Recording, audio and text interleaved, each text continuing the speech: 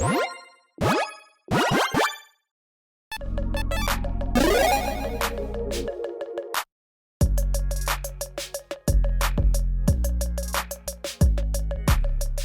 everyone, Mitch coming in from the Commander's Core Studio. Welcome to the show.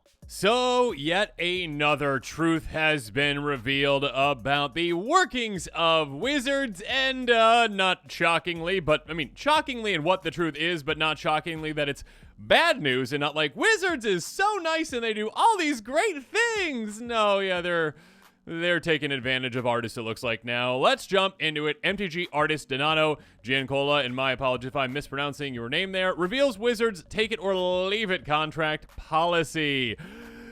Here we go. Renowned visual artist Donato Giancola has published a series of posts on his website, Donato Arts, in which he criticizes Wizards of the Coast in the harshest terms. "You should be ashamed, Wizards of the Coast," he wrote in the first of 3 to date open letters to Magic the Gathering's publisher, in which he describes Wizards of the Coast, Hasbro, and Disney Marvel as defining examples of corporate exploitative practices. I mean, this is just becoming kind of the new norm that we find out something that Wizards is doing that is, uncouth is probably not the right name, but not very nice, and also just something that a company that seems to try to portray itself as very community forward and very caring about its players and about those that it works with, and then kind of the opposite coming out, essentially. "I am stunned by what this company has become," Giancola wrote in that same letter, which he also published on his Facebook page on October 25th, 2024. "I am disgusted." Middle-earth's Caravaggio. Depending on how much you care about Magic card art, you may have jumped off your seat when learning that Giancola and WotC are not on good terms. Or you may be wondering who this Donato dude is. Don Giancola is the Caravaggio of Middle-earth, wrote Jeff LaSala in an article for Reactor, a sci-fi and fantasy magazine published by Tor Books. He's also a teacher at Manhattan School of Visual Arts and an award-winning painter who's done an unfallible amount of work for Wizards of the Coast, Lucasfilm, a bunch of magazines and video games, and basically all the major book publishers. So, obviously a very accomplished painter, obviously, in working with Wizards, and, previously was obviously, and for a long, long time, in a good spot with Wizards, but now a huge falling out. Giancola has won honors including a World Fantasy Award, a Hamilton King Award, and many Chelsea Awards for his illustrations. His latest accolade is an award for Best Artwork for Frodo's Inheritance from the Tolkien Society, which he earned last April. Beautiful artwork right there. Amazing.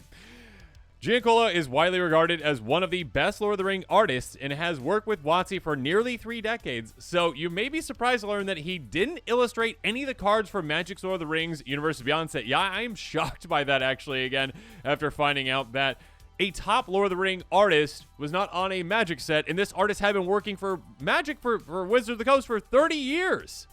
Giancola has since made it clear why he doesn't want to work on Universes Beyond sets or ever again for WotC.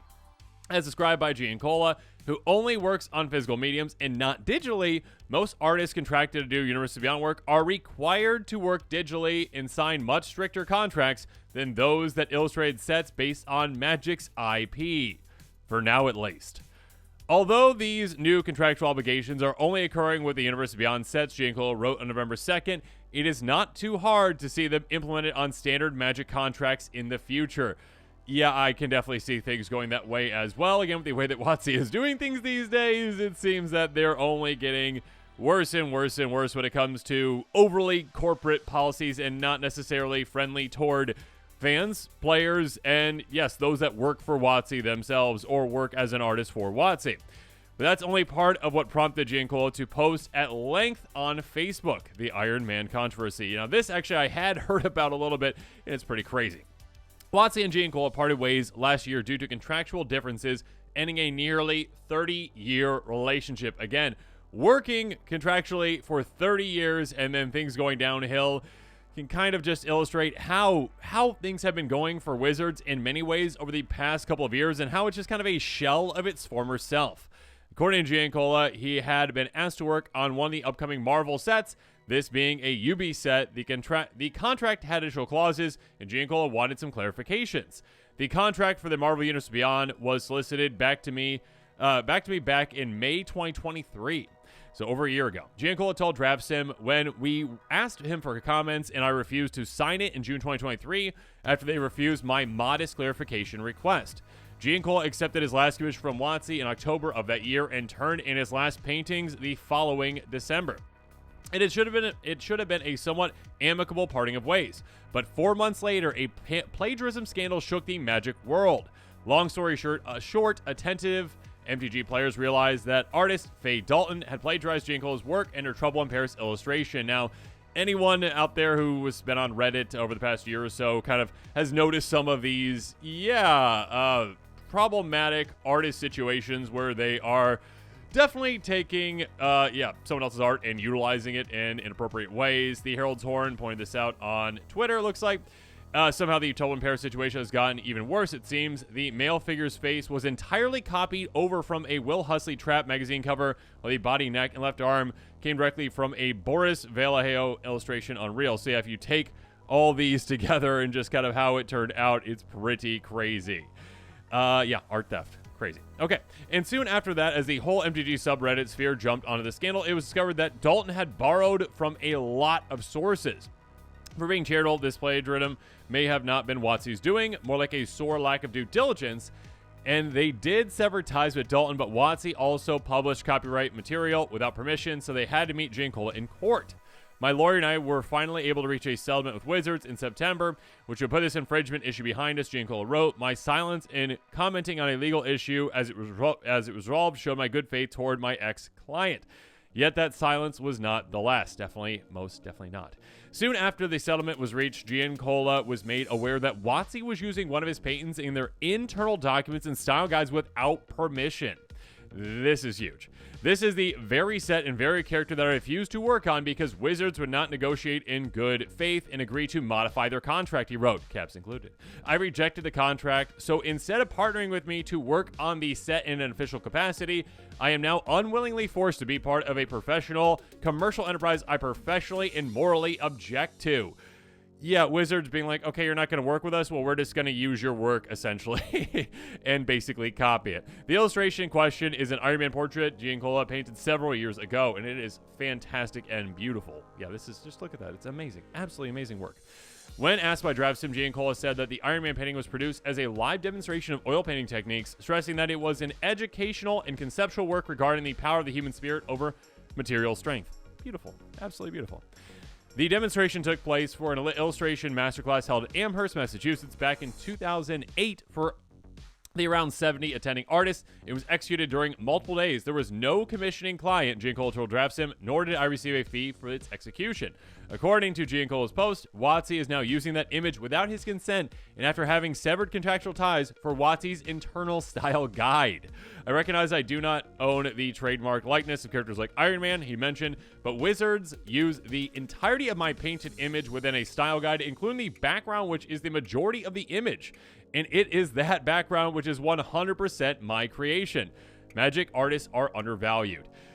Yeah, I mean, again, literally just Wizards utilizing this is like, okay, this person's not going to work with us. We're going to utilize their stuff and have artists that will work with us basically copy it. So things are pretty crazy and terrible right now when it comes to the art world of Magic. And that's not all.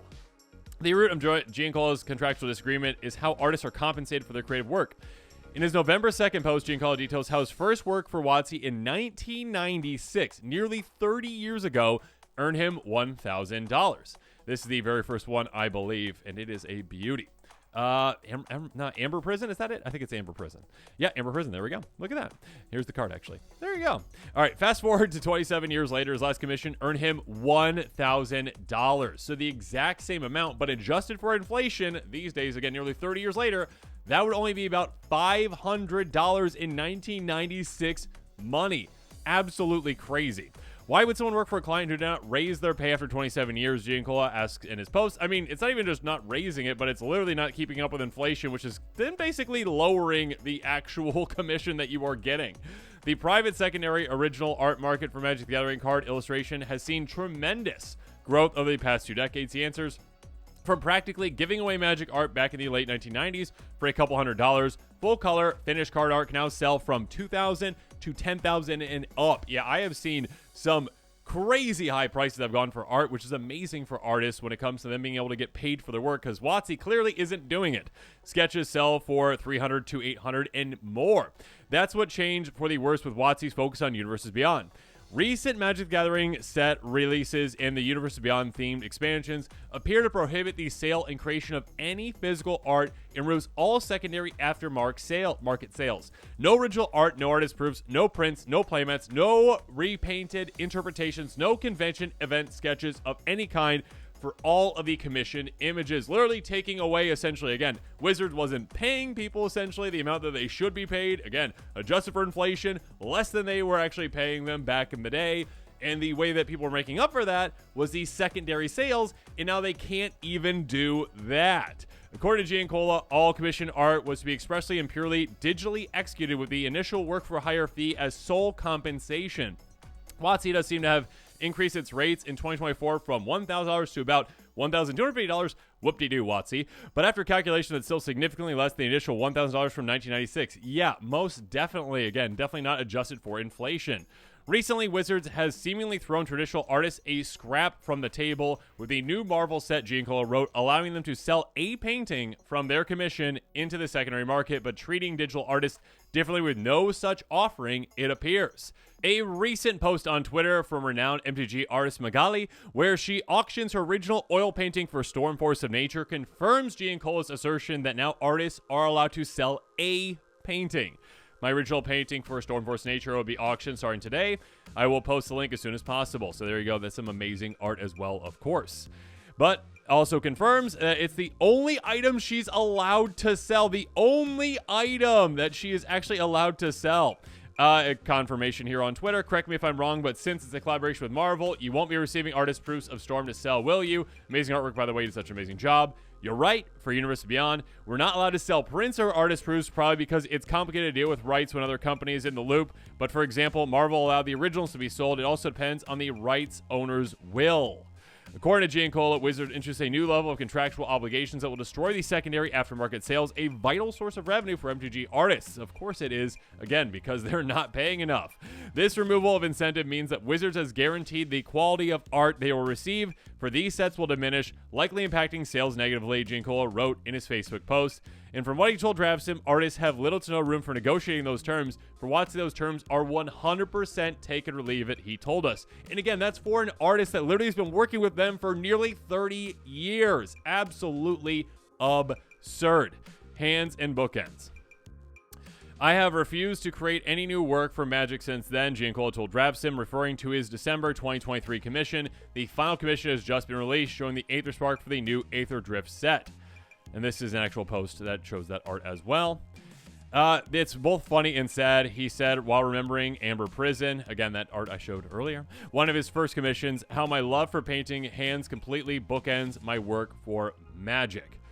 Yeah, just very, very sad with where we're at right now with the, again, state of Magic in many, many ways and how it's just a shell of its former self in so many different ways where, again, those that had been excited to work for the company now cannot.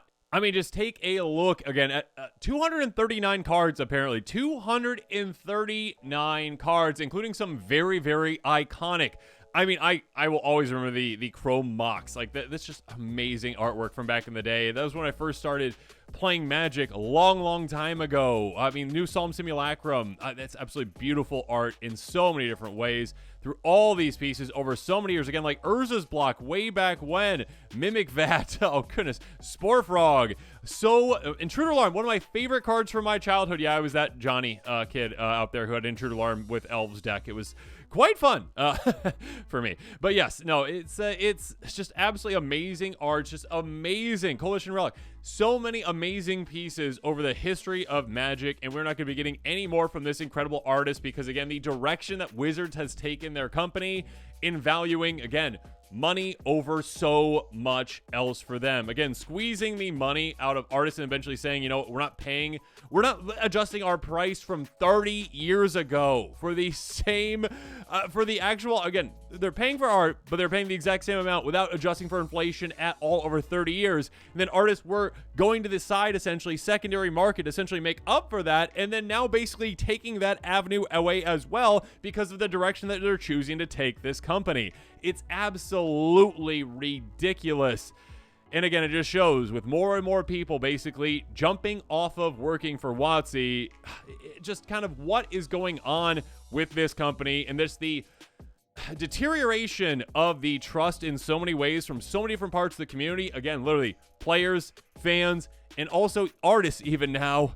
It is just absolutely absurd. It is just, again, it's shocking when we see these things, but it's also not surprising in the exact same way. Two things can be true at the same time. It's also not surprising that Wizards is doing very, very despicable things in many ways. It is just like, you know what? Treat the people who are working with you well, and they are not at all. The people who have gotten them to this place, and they are just like, you know what? No. We want to focus on this instead now. And instead of making the decision for artists and working maybe with companies that would actually allow them to, and putting that in the contract before they even sign with that company, before making those decisions, no, they're putting the needs of other companies ahead of their own people, ahead of their own fans. And the product is going to suffer for that over the years. Again, you're going to lose out on amazing art and amazing artists like this one because of these decisions. So again, surprising, but not surprising at the end of the day. Yet another truth about Wizards comes out. And again, it's not a positive one. It's going to be very rare when we get a positive truth that comes out like, oh, Wizards was just doing this without Trev ever taking credit for it. It was such a nice thing for them to do. No, it's all like, oh yeah, they're doing this shady business practice. They're doing this shady business practice. They're making these kind of decisions, which hurts fans, which hurts players, which hurts artists. It's just pathetic, Wizards. You are a pathetic shell of your former self, and it is just so disheartening. And at some point, maybe you'll get shocked in the point where you have to turn things around because people will stop believing in you. Like, the people will stop buying the products that you're making because the quality is going to go down, and you are going to be in a spot where, yeah, you just have to make a choice that's the actual right one for once in the past however many years. So, yeah, let me know in the comments what your thoughts are on all this. Again, it's just very disheartening. I feel so bad for these artists that work so hard and that literally are getting all of this, again, want to do the right thing and get all this taken away from them, essentially. It's just absolutely pathetic of Wizards to do these kinds of things. And with that, this episode is coming to a close. Comment below with your thoughts on it. And of course, as always, thanks again and have a good one.